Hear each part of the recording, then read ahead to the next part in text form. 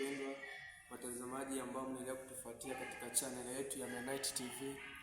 Ninawakaribisheni katika kipindi cha leo ambapo tunaenda kuangazia somo la uchumba.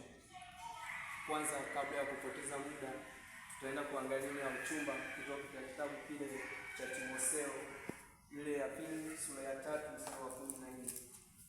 Waraka ule wa pili wa Timotheo sura ya 3 mstari wa 14. Neno la Mungu linasema, bali wewe ukae katika mambo yale uliyofundishwa na kuhakikishwa, kwa maana unajua ni akina nani ambao ulijifunza kwao, na ya kuwa tangu utoto umeyajua maandiko matakatifu ambayo yaweze kukuhekimisha hata upate wokovu kwa imani iliyo katika Kristo Yesu. Kila andiko lenye pumzi ya Mungu lafaa kwa mafundisho na kuwaonya watu makosa yao na kuwaongoza na kuwaadibisha katika haki. Uchumba katika Biblia tunasema ya kwamba au katika hali yoyote tunaweza kusema kwamba uchumba ni kile kipindi ambacho watu wawili wanapofahamiana na kukutana na kuanza mahusiano ya kimapenzi kabla ya kuoana. Tumeona mara nyingi watu mbalimbali wamekuwa wakianza uchumba, lakini unakuta wameshafanya hali ya tendo la ndoa ambapo sio sahihi. Uchumba ni kile kitu ambacho unakuta watu wawili wanapofahamiana wanaanza taratibu za kufanya maandalizi kwa ajili ya ndoa. Kwa hiyo ndugu zangu vijana ambao mnakuwa mko katika kipindi cha uchumba, ambao mnaanza kwa kufanya tendo la ndoa, huo sio uchumba. Kwa hiyo uchumba ni yale maandalizi. Kuna hatua mbalimbali ambazo ndugu wapendwa ambazo mnatakiwa mzifuate, ndugu wachungaji, mnapohakikisha kwamba watoto wenu au vijana wenu, binti zenu wanapopata wachumba. Zipo hatua ambazo inabidi waziweze kuzifuata. Ndugu watazamaji, hatua ya kwanza ni mawasiliano yaliyo mazuri. Wawili hao wanawasiliana kwa wazi na kwa ukweli. Communication good. Lazima iwepo mawasiliano ambayo kati ya kijana ambaye yuko katika uchumba na binti ambaye yuko katika uchumba, kwa jinsi gani ya kuweza kuleta ule mlolongo ambao ni mzuri, ili binti aweze kujisikia ya kwamba ni mwenye furaha na kijana na yeye aweze kujua ya kwamba chaguo lake ni zuri. Kwa hiyo hatua ya kwanza ni mawasiliano mazuri, lakini pointi ya pili ni maombi na ishara ya Mungu.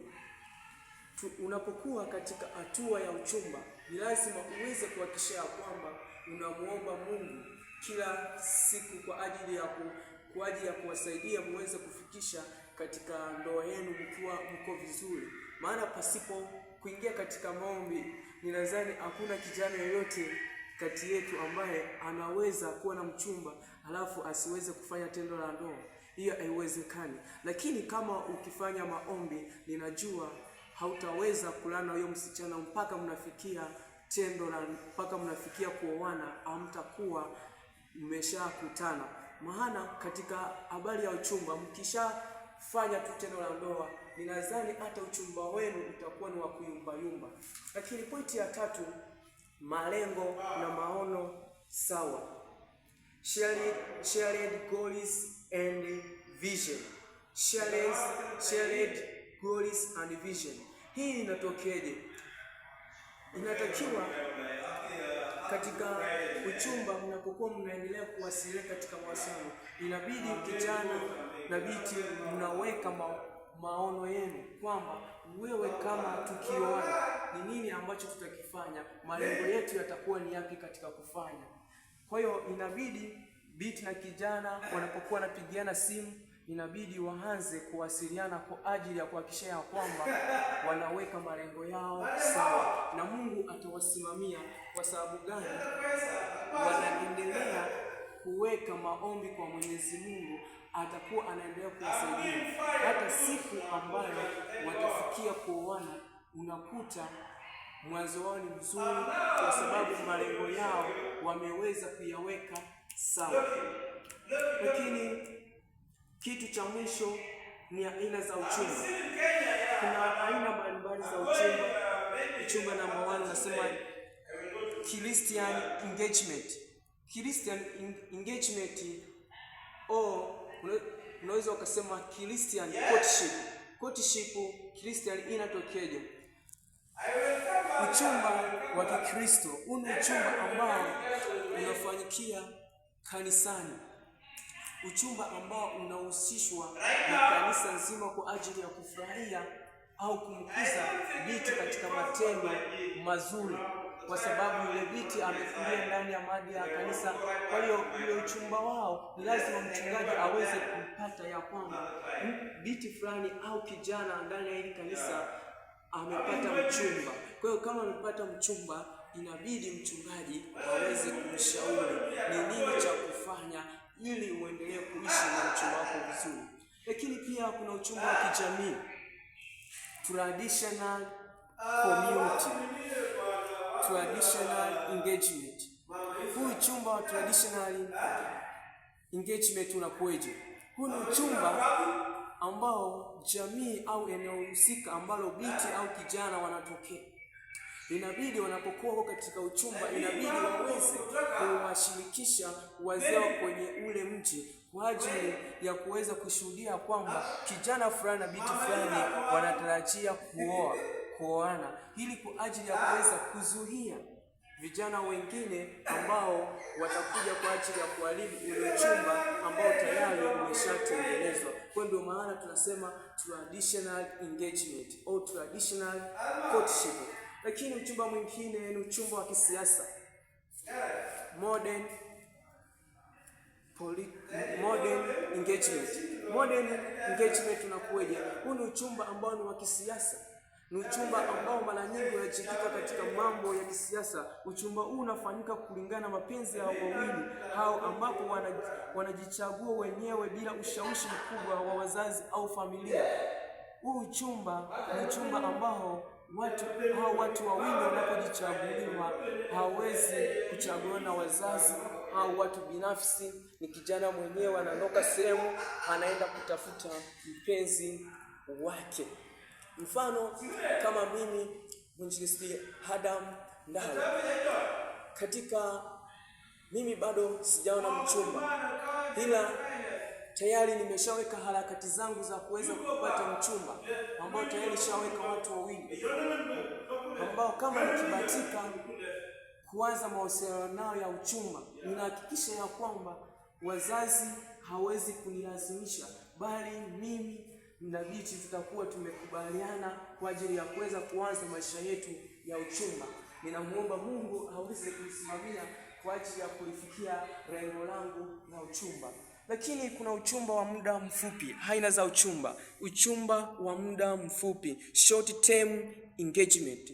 Short term engagement inatokeje? Hii ni mpango ambayo kijana na binti wanapangana kwa ajili ya kuwekana mambo sawa, ya kwamba uchumba wetu unatakiwa uwe labda wa miezi mingapi. Kama binti na kijana tayari watakuwa wameshawekeana makubaliano. Mfano wa uchumba ambao unatakiwa ni uchumba wa miezi 6. Kijana na binti inabidi wawekeane uchumba wa muda mfupi ambao utakuwa ni wa miezi 6. Lakini kuna uchumba wa muda mrefu ambao tunauita long term engagement. Long term engagement huu ni uchumba ambao unachukua muda mrefu. Pengine mnaweza mkakubaliana kijana na bwana miaka 2 au mwaka mmoja. Huo ni uchumba wa miaka 2 au uchumba wa muda mrefu, long term engagement. Hapa ni maandalizi ambayo unakuta yanatokea katika uchumba. Ndugu zangu vijana, ninawashauri tunapokuwa tumekuwa na uchumba au tuna lengo la kuwa wachumba, umetafuta mwenzi wako, umempata, unahitaji kutengeneza tendo la uchumba kabla ya kuoana, inabidi tuwe waangalifu. Kwa sababu gani? Inabidi tutuze heshima. Maana mkishaharibu uchumba, mkishafanya tendo la ndoa, pala hakuna uchumba, maana pale umetengeneza kitu kingine. Maana uchumba na ubikira ni kitu ambacho kinaendana sawa. Kwa hiyo ndugu zangu vijana, washauri ya kwamba unapokuwa na mchumba, hakikisha mpaka mnafikia siku ya ndoa hakuna mmoja wapo ambaye anamfahamu mtu mwingine.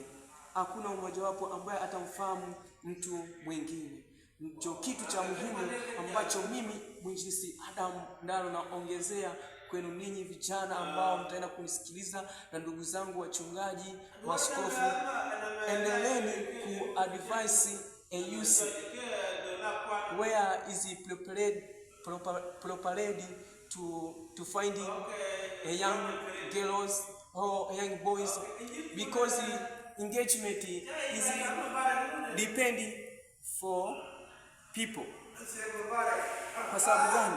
Unaweza kusababisha muda mwingine watu kupoteana au watu wengine kukosana kutokana kwamba mazingira yao ya kuwasiliana katika uchumba hayakuwa sawa. Kwa hiyo uchumba unakufa hata kabla ya ndoa kufikia. Kwa hiyo Mungu aweze kuwabariki ndugu zangu wapendwa mlioweza kunisikia. Mimi ni Adam Ndalo kutoka kanisa la Mennonite. Mungu awabariki.